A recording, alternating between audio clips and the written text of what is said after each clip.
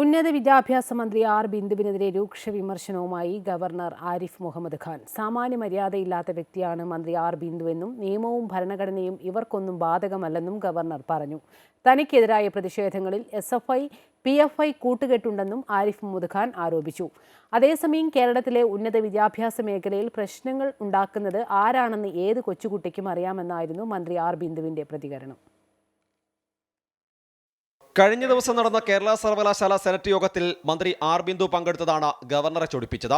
Senate യോഗത്തിൽ പങ്കെടുത്ത മന്ത്രിയുടെ നടപടി നിയമവിരുദ്ധമാണെന്ന് ഗവർണർ ആരിഫ് മുഹമ്മദ് ഖാൻ പറഞ്ഞു. സെനറ്റ് യോഗം വിളിക്കാൻ vice ചാൻസലറെയാണ് ചുമതലപ്പെടുത്തിയത്.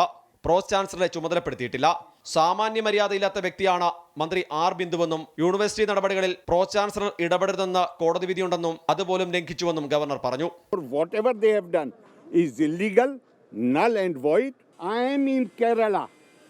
I am in Kochi and I have authorized the Vice Chancellor. So this is not right. This is what I am saying. For them, law is not important. Constitution is not important.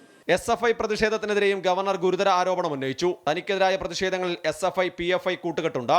നിലമേലിൽ arrest ചെയ്തവരിൽ 7 പേർ PFI പ്രവർത്തകരാണെന്നും ഇത് സംബന്ധിച്ച report തനിക്ക് കിട്ടിയെന്നും governor വ്യക്തമാക്കി. This is not just SFI.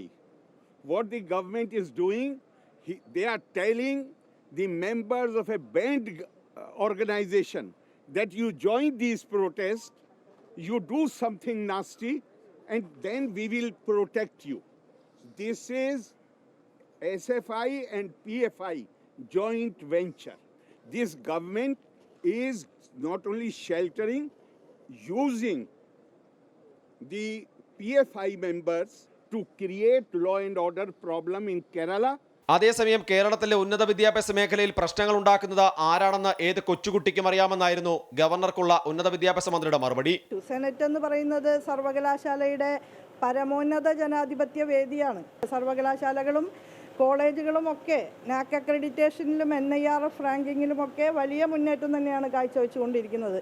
ആ സന്ദർഭത്തിൽ ആ മേഖലയെ കലുഷിതമാക്കി തീർക്കാനുള്ള ഇടപെടലുകൾ ഏതു വശത്തു നിന്നാണ് ഉണ്ടാകുന്നത് എന്ന് നിങ്ങളെല്ലാവരും കണ്ടുകൊണ്ടിരിക്കുകയാണല്ലോ. ഏതായാലും സർവകലാശാല വിഷയങ്ങളിൽ ഇരുപക്ഷവും വിട്ടുവീഴ്ചയ്ക്ക് തയ്യാറില്ലെന്ന സൂചനകൾ തന്നെയാണ് പുറത്തേക്ക് വരുന്നത്.